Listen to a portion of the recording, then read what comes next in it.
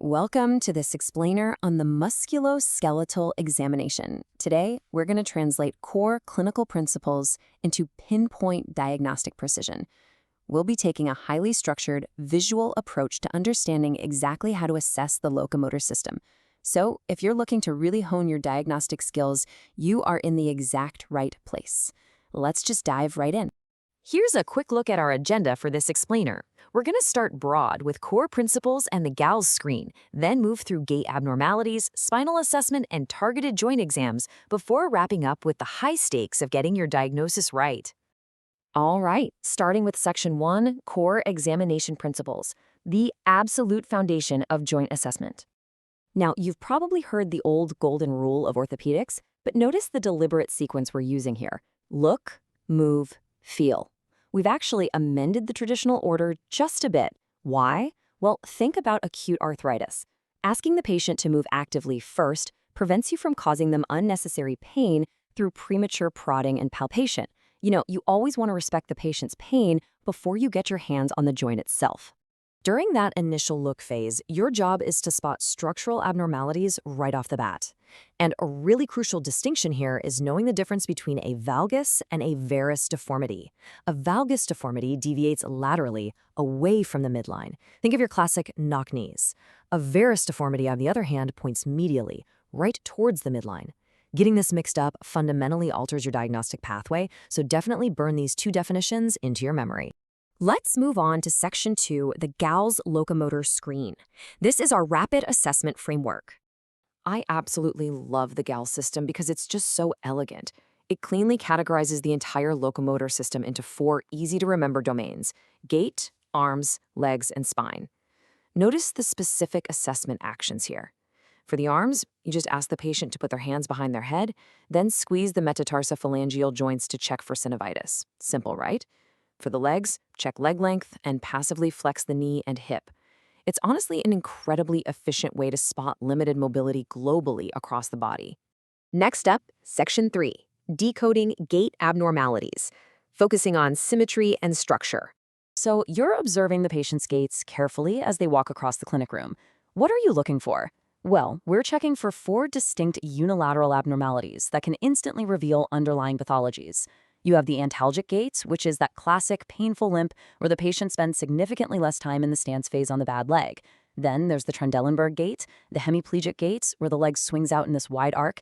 And finally, the foot drop gait, where the knee literally has to be lifted noticeably higher just so the foot clears the floor. Let's zoom in on the Trendelenburg gait for a second. The absolute key here is identifying that downward pelvic tilt. When the patient lifts their leg forward, the pelvis drops on that unsupported side.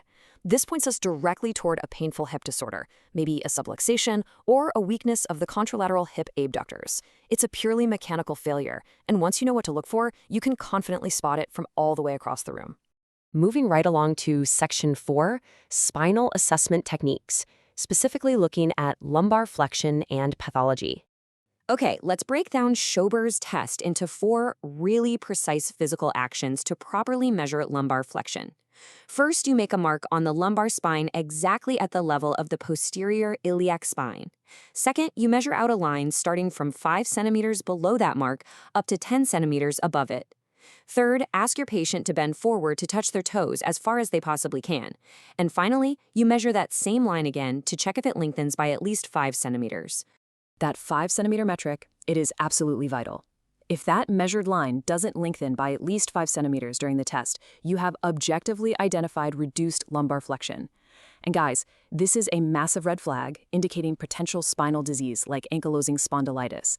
It's such a simple, elegant measurement on the skin, but it yields incredible diagnostic data. All right, into Section 5, Targeted Joint Assessments. Let's look at the hips, knees, and ankles. When you're assessing the hips and legs, you really have to distinguish between real and apparent shortening. And you do this using very specific anatomical landmarks. Real length is measured from the anterior superior iliac spine all the way down to the medial malleolus. Apparent length, however, is measured from the xiphisternum down to that medial malleolus. And if you suspect apparent shortening is being caused by a fixed flexion deformity of the hip, that's exactly when you utilize Thomas test to reveal that hidden deformity.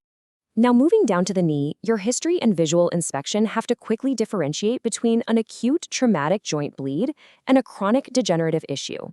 An acute knee injury presents with very rapid swelling, which strongly indicates bleeding into the joint, a fracture, or maybe cruciate damage. A chronic knee disorder, by contrast, is going to present with a wasted quadriceps muscle, a chronic effusion, and potential locking and semiflexion. To confirm a suspected knee effusion, you're going to perform the patellar tap test. Basically, if you press down on the patella and feel a distinct tap or click as it strikes the femur through the fluid, you have a positive result. Feeling fluid here is a direct mandate to consider joint aspiration to test for things like gouty crystals or an underlying infection. Don't ignore that click. Let's look down at the ankle now. The Thompson squeeze test provides a rapid, 4-step mechanical confirmation of a ruptured Achilles tendon. First, just observe the resting foot. Second, firmly squeeze the calf muscle. Third, look for the normal plantar flexion of the foot that should happen totally automatically.